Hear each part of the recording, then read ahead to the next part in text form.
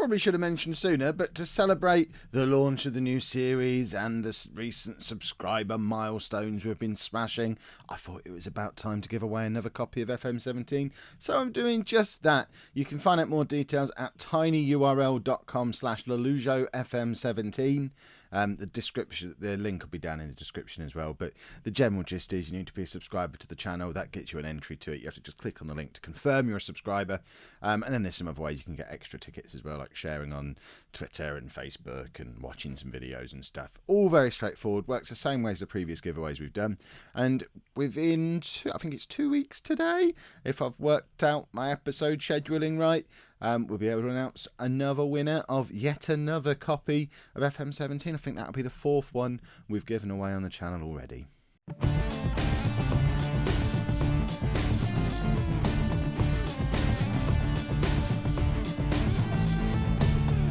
Hello and welcome to Season 2, Part 5 of Non-League to Legend. I'm Kev, and coming up on today's episode, we've got 2 Conference North games, because that's the only competition we're left in. We're away against Harrogate, Harrogate.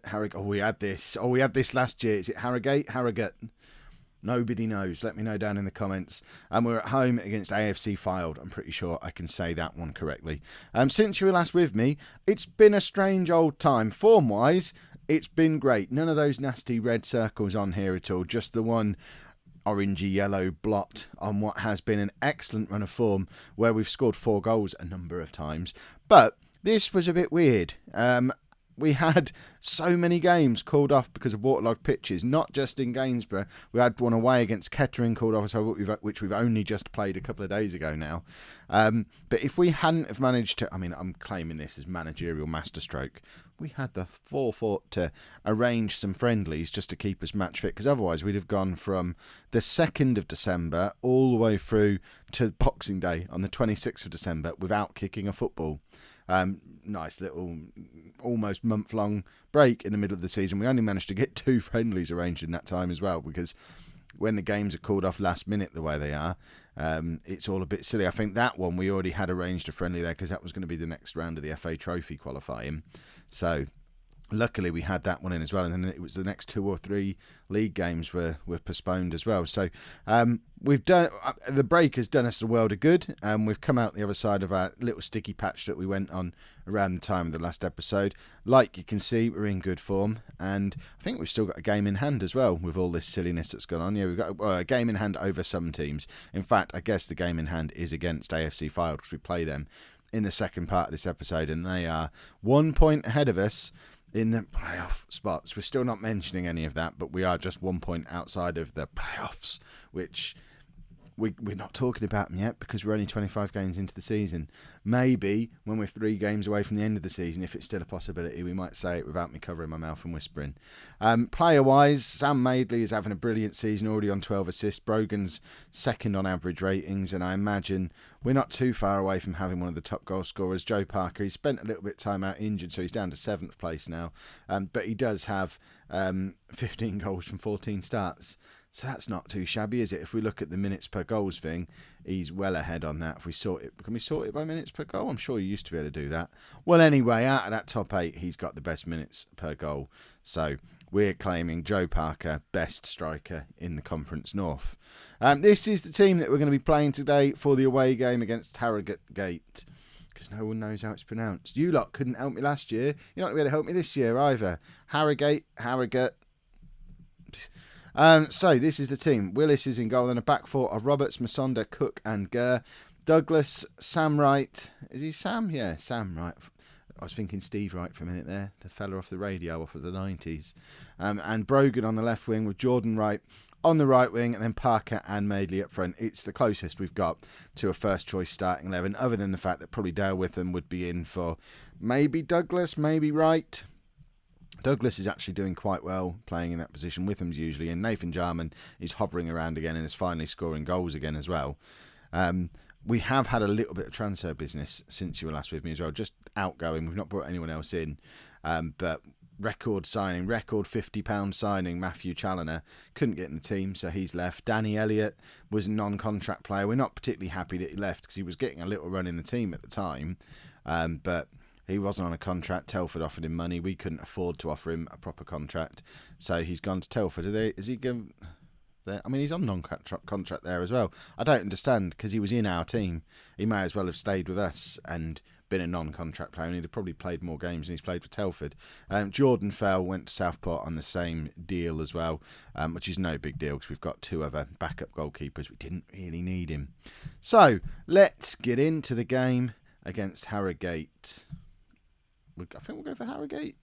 Depends. If I'm getting excited, it'll probably become Harrogate. If I'm trying to pronounce it properly, Harrogate, because I mean that's how it's spelt. It's quite posh, isn't it? Harrogate. They're not going to say Harrogate if it's posh, surely. I don't know. Right, what? This isn't our game in hand, is it? This is just a normal. Are we on a Saturday? Who knows? It's just a normal league game, I think. And I'm pretty sure the one against Fylde, which is the second one on today's episode, that's going to be our game in hand because they've got a game in hand too. So that just makes sense, doesn't it? We're 1-0 down after less than 4 minutes.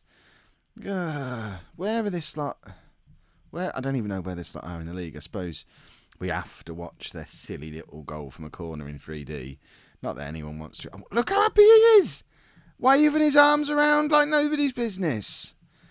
I was too busy watching that fella waving his arms. I mean, look, everyone sits down. They were all stood up. The goal goes in. I presume they're Harrogate fans. Goal goes in. They all sit down on the terrace in. Some people are insane.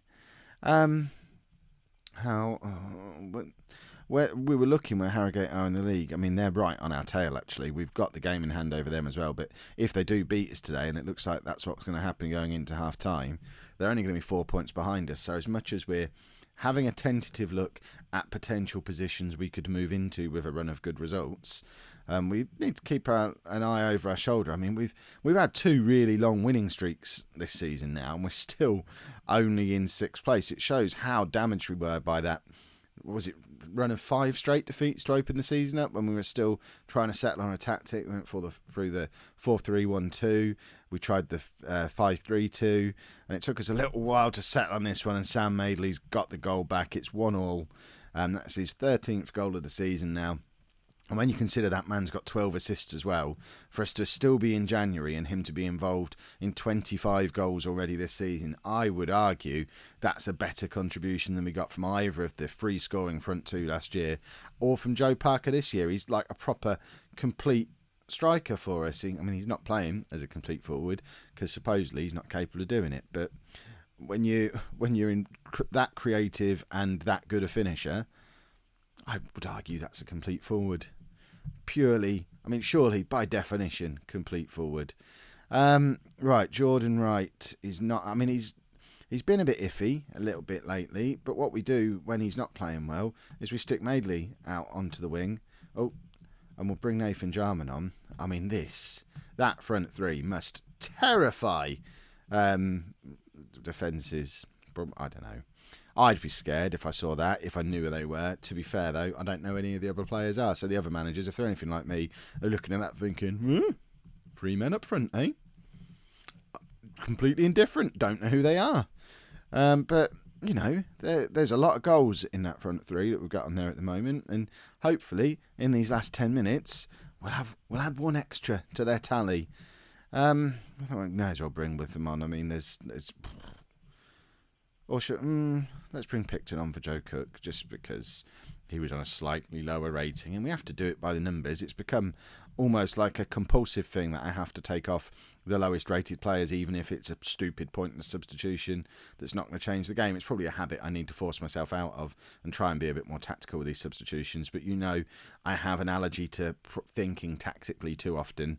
And certainly at this stage of the season. Oh, Kelvin Douglas has done brilliantly there. He's supposed to be a ball-winning midfielder, but he's just danced around their central midfielder and now slips past him again, puts a through ball in. Madeley should have scored. I mean, the play from Douglas in the middle of midfield there really deserved a goal. And Madeley, I think, hit the post. I don't know where the 2 supposed strikers were. Is Sam Wright seriously being sent off again?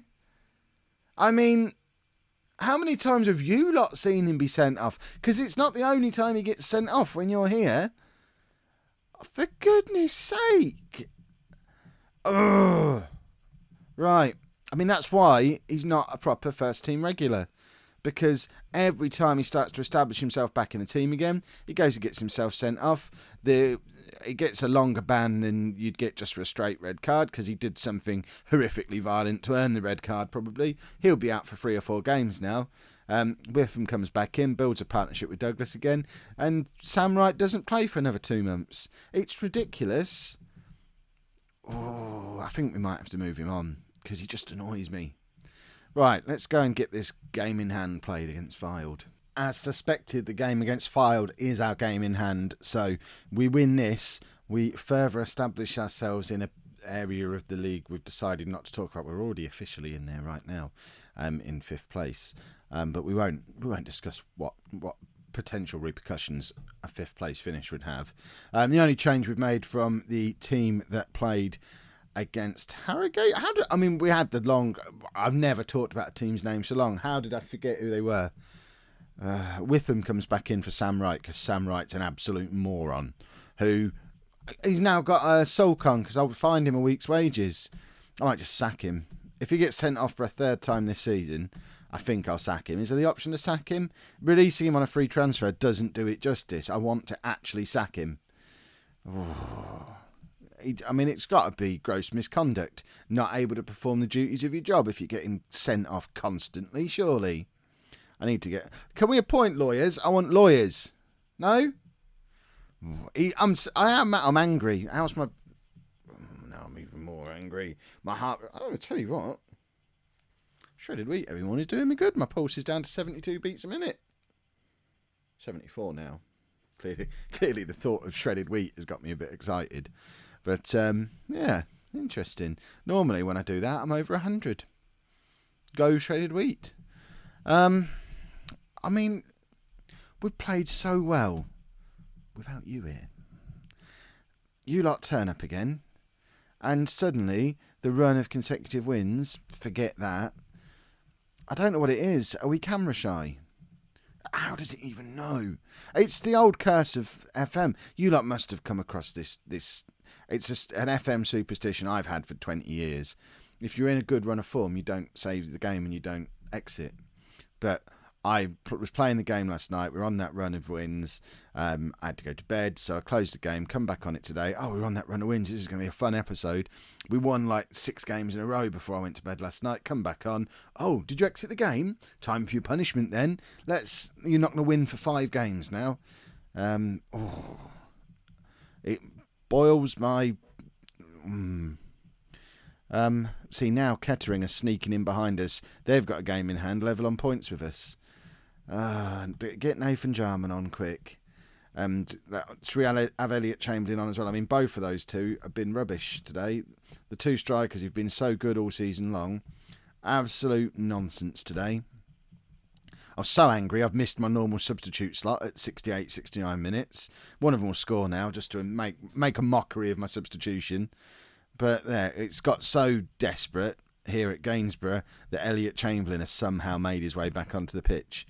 That's when we know things are going wrong. It's the only time he ever plays. Let's get Jack Gurr off as well because he's another one having an awful game. Who's better at that, Picton or Wilson playing at right back? Wilson, you're in. I forgot he was alive. He hasn't been in the team all year.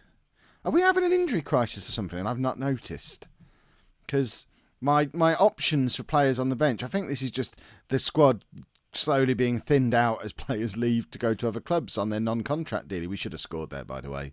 But I just wasn't expecting us to, so I didn't get excited. Whoa. I don't even know how to react. Our unbeaten run should be kept intact, but Elliot Chamberlain has scored a goal. Newsflash, everybody. I don't think that's happened since the first game of the first season. I honestly don't know how to react. I don't understand.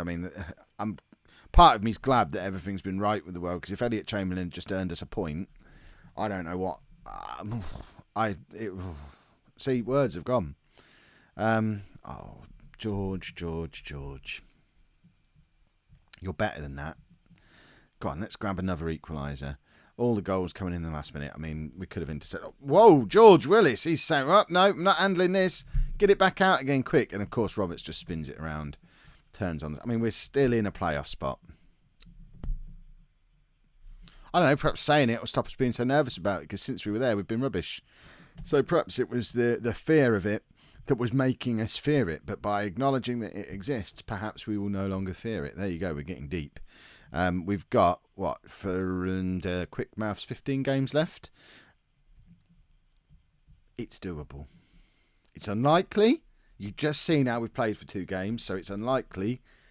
It is doable. If you've enjoyed that episode, make sure you pop a like on there for me. Subscribe to the channel if you'd like to see more. And thank you very much for watching.